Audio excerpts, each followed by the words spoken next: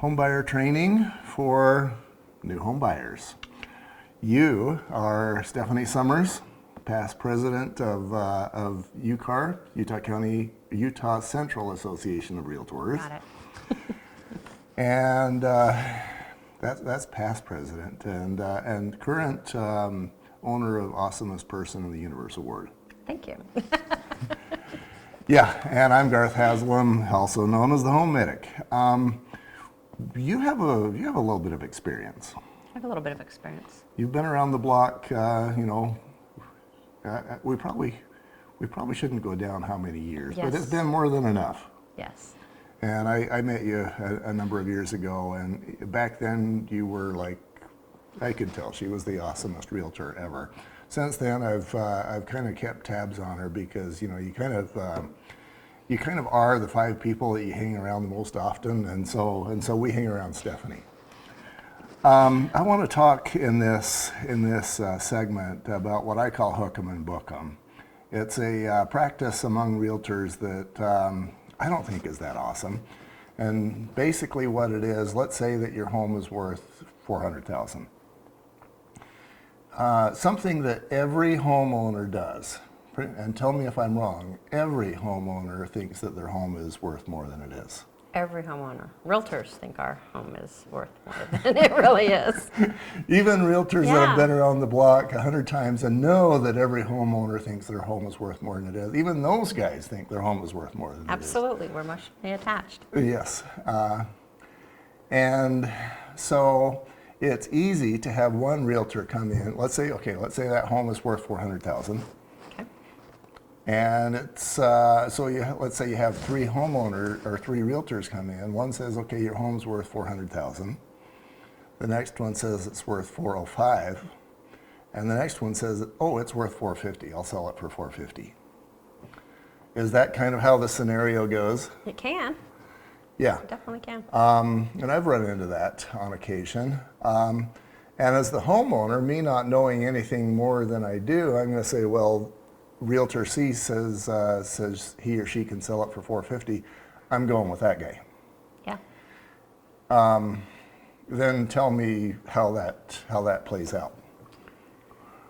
Well, first I'll tell you there's 2 different schools of thought. So when I first started in real estate, we did have a realtor in our neighborhood who I felt was underpricing homes. Mm-hmm. And I could tell we were in a rising market, but these homes were consistently low. So when I would go on listing appointments, I would tell them, we're going to price a little bit high because of the market, but we're going to probably get you an extra 10 grand. So it can definitely work the other way because some people want to come in low and just sell it really fast. I had that happen to me too. My very first home in the 80s, I bought it for $72,500, and then a number of years later, I was going to sell it. She wanted to sell it for $78,000. That seemed low to me, and I sold it for $99,900. And all of my neighbors were like, "You're crazy. You think your home is worth $100,000?" And sure enough, it was. It was. So, what I'm getting at though is So I know what you're saying, but I just want to bring up that too.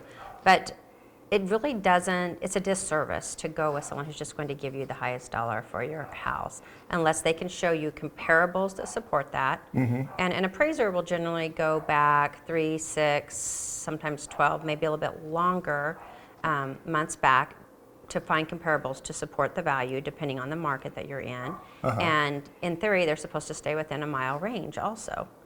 So someone can say, oh, we're in a really hot market, we can price it higher than we want. And a lot of people, in a rising market, think they can price their home at whatever they want, and they're going to get it because we've got out-of-state buyers coming in, paying cash, yada, yada.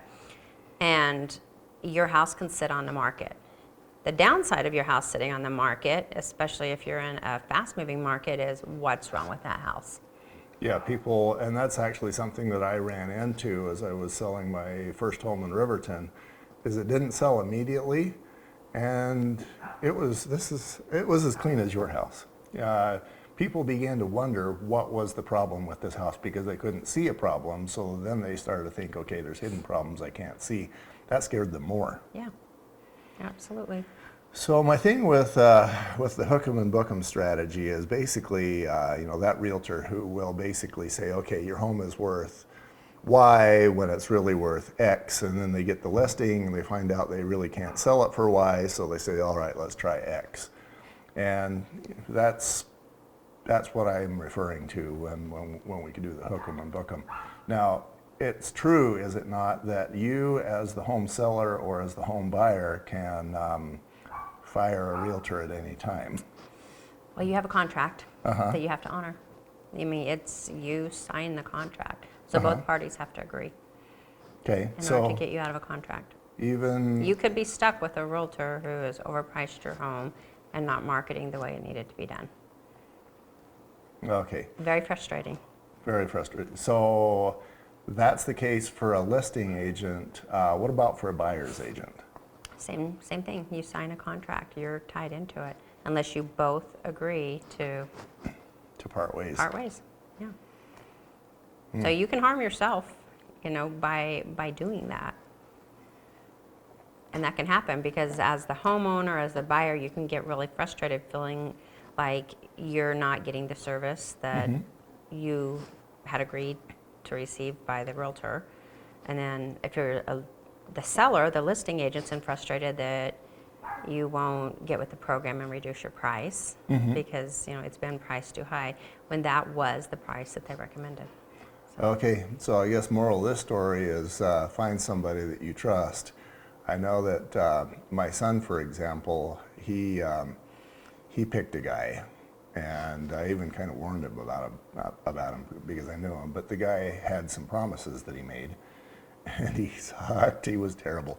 But my son had to go through with him. It was not a pretty scenario. Okay, that's hook 'em and book 'em.